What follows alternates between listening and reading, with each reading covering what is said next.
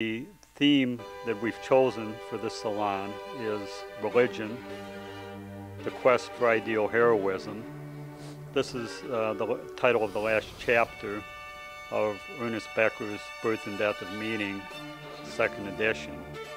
We're hosting a salon here in Berkeley, California, where we've invited some of the leading Becker scholars who are flown in from across the country to be with us today.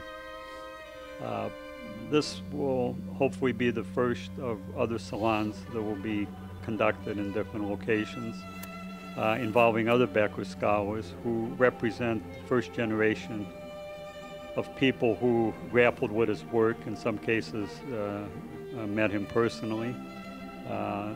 We would like this to benefit optimistically a future generation of young Becker scholars who will carry on the tradition. The ideal for him in religious terms is the progressive religion in which one's belief system is evolving and growing and trying to reach the highest level. It has a lot of similarities to what Becker talks about in his Denial of Death chapter on Kierkegaard, right? Talking about instead of repressing the fear of death, actually dealing with the anxiety that brings up.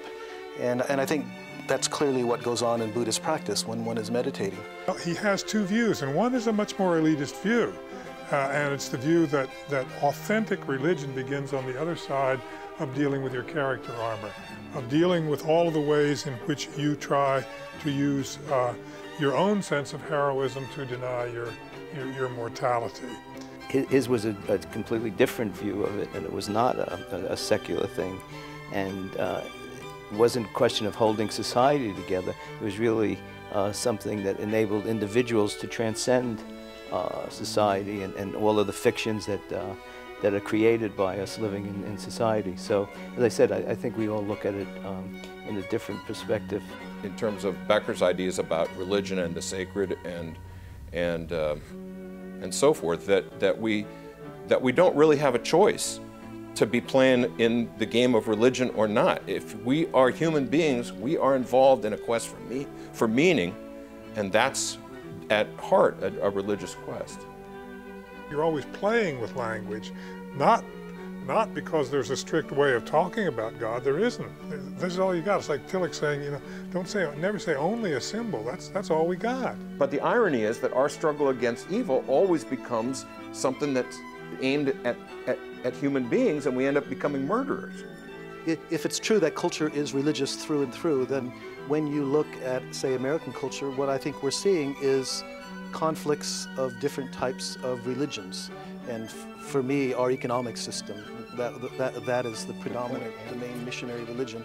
I think you could do a Beckerian, is it? Analysis of the collapse of the economic system. This is pure Becker, that there are no limits, and how it comes down to the practical thing of we'll just keep spending. The real challenge for religions is the consumer capitalist religion.